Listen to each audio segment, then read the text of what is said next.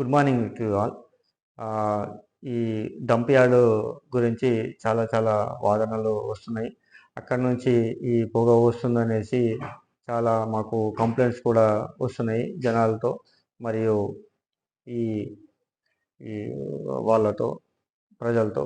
కానీ యాక్చువల్‌గా ఏందంటే మాకు రోజుకు 50 ఎంటీ చెత్త, దాదాపు 50 ఎంటీ చెత్త మేము అక్కడ డంప్ చేయడం జరుగుతుంది. కలెక్షన్ చేసేసి, సెగ్రిగేషన్ చేసేసి అక్కడ డంప్ చేయడం జరుగుతది.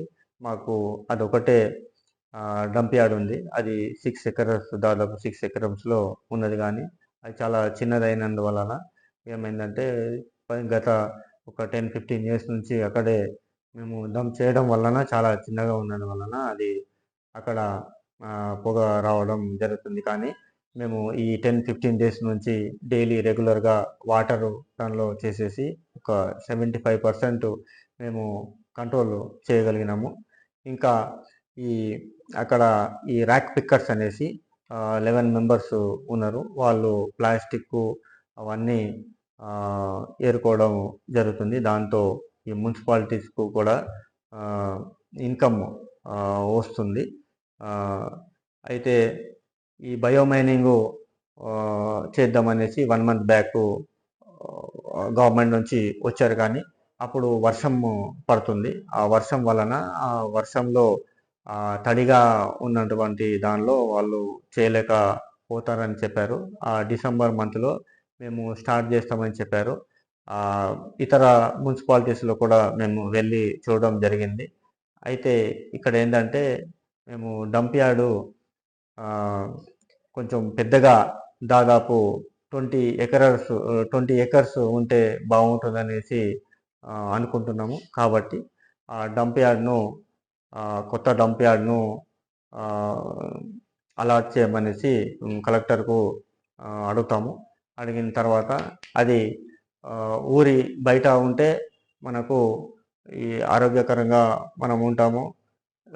ఈ పొల్యూషన్ అనేది తగ్గుతుంది. కాబట్టి ప్రజలందరికీ ఏమి ఇబ్బంది పడొద్దు, వాళ్ళు ఆందోళన చెందొద్దు. ఈ రీసైక్లింగ్ అనేది 2 డేస్ నుంచి మేమే కంపోస్టింగ్ అక్కడ చేయడం జరుగుతుంది. అందులో ఈ కంపోస్టింగ్ చేస్తే దానిలో నుంచి వచ్చిన ఎరువుతో మనము మున్సిపాలిటీకు రెవెన్యూ కూడా రావచ్చు. కాబట్టి మేము అందులో ఆ వర్క్స్‌లో ఉన్నాము.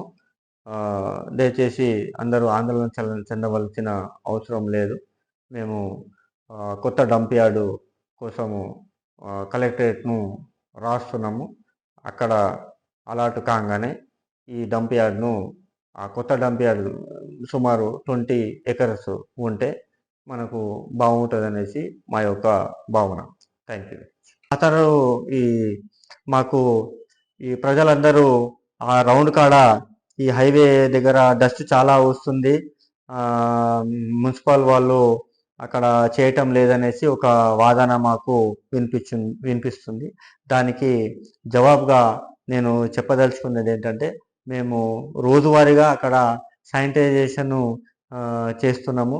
మా ఎస్ఐ గారు, నేను కూడా స్వయంగా మార్నింగ్ పూట ఇన్స్పెక్షన్స్ కూడా చేయటం జరుగుతుంది. అండ్ వీక్లీ ఒకసారి మాస్ వర్క్ కూడా అక్కడ జరుగుతుంది. కానీ అది వాస్తవం ఏంటంటే, అక్కడ హైవే దగ్గర ఈ లారీసు వెళ్తున్నాయి. ఆ డస్ట్ క్యారీ అవుట్ చేస్తున్న వల్ల దానిపైన, లారీస్ పైన ఉన్న డస్ట్ మొత్తము అక్కడ ఎగురుతూ ఉంది. కాబట్టి దానిపైన మేము చర్య తీసుకుంటాము. వాళ్ళ లారీ ఓనర్స్కు అండ్ అక్కడ ఉన్న షాప్స్ వాళ్ళకు కూడా మేము చెప్పడం జరుగుతుంది. ఇట్లా దానిపైన ఏదైతే డస్ట్ వాళ్ళు క్యారీ అవుట్ చేస్తున్నారో దానిపైన ఏమైనా వాళ్ళు తాడ్పత్రి లాగా వాళ్ళు పెట్టుకొని పోతే ఆ డస్ట్ క్యారీ కాదు. ఇంకొకటి, జాగ్రత్తగా వాళ్ళు ప్రికాషన్స్ తీసుకొని వాళ్ళకు చేయమనేసి మేము చెప్తాము. దాని వలన ఈ డస్ట్ పడుతుందనేసి, ఆ సమస్య తీరిపోతుందనేసి నేను మీ అందరిను కోరుకుంటున్నాను.